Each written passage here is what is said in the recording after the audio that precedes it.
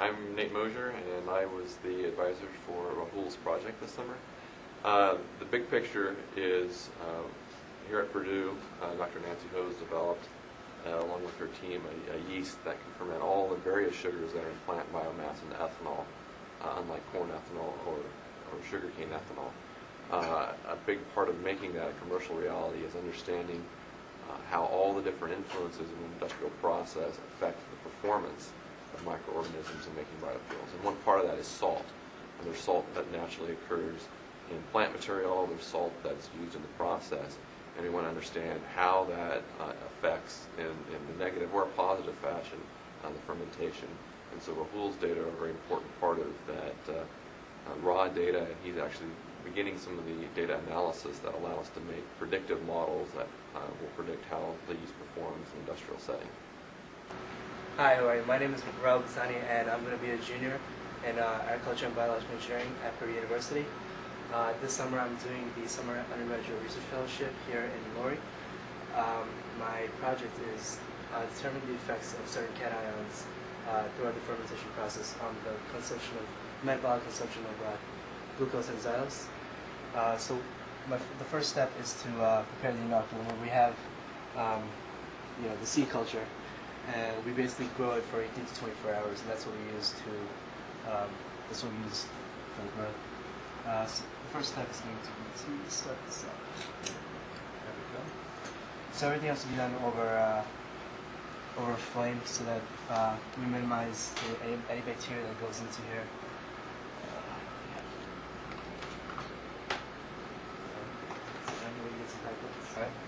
So these are the YP flasks, and so I'm going to go to the inoculum.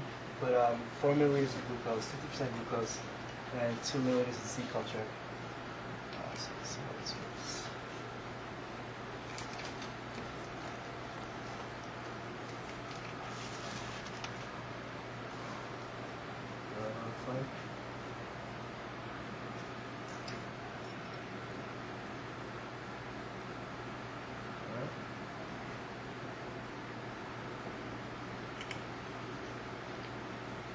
This.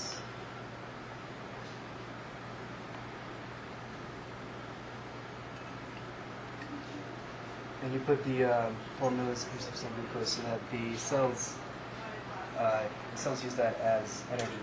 Carbohydrates you're going to use for growing, and any kind of cell activity that they need it for. So the seed culture. This is a genetically modified strand of yeast, and regular yeast are only capable of metabolizing glucose, which is a 6 sugar ring. Now, they've genetically modified this in a way that they overexpress this gene that metabolizes xylose, which is a 5 sugar ring.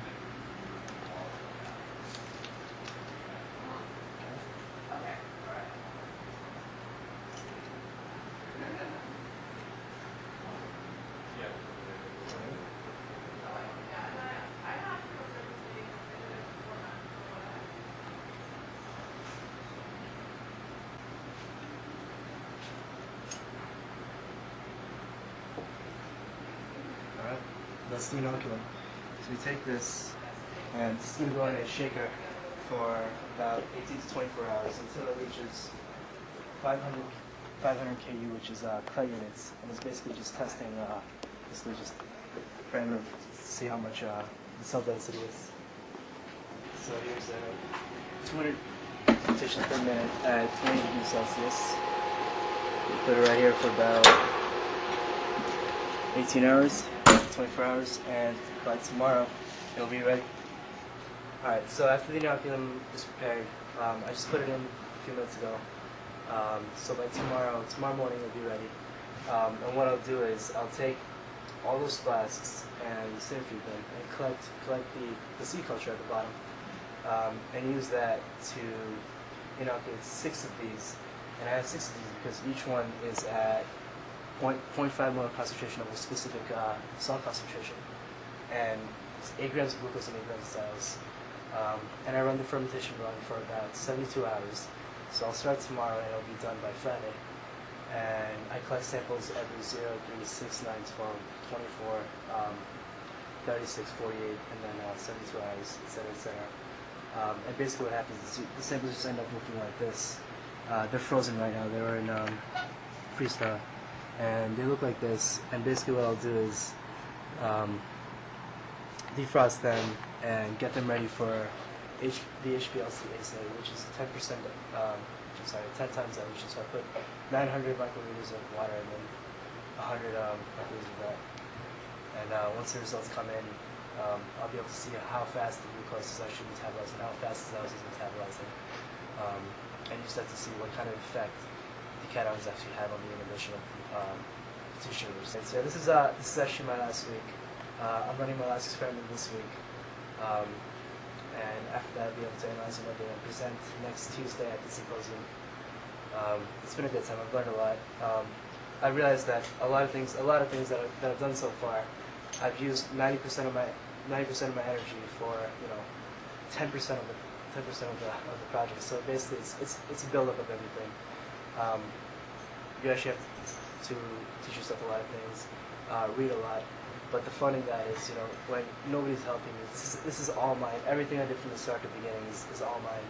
So when the final product comes, I'm able to see that, I'll have a lot of gratitude for myself.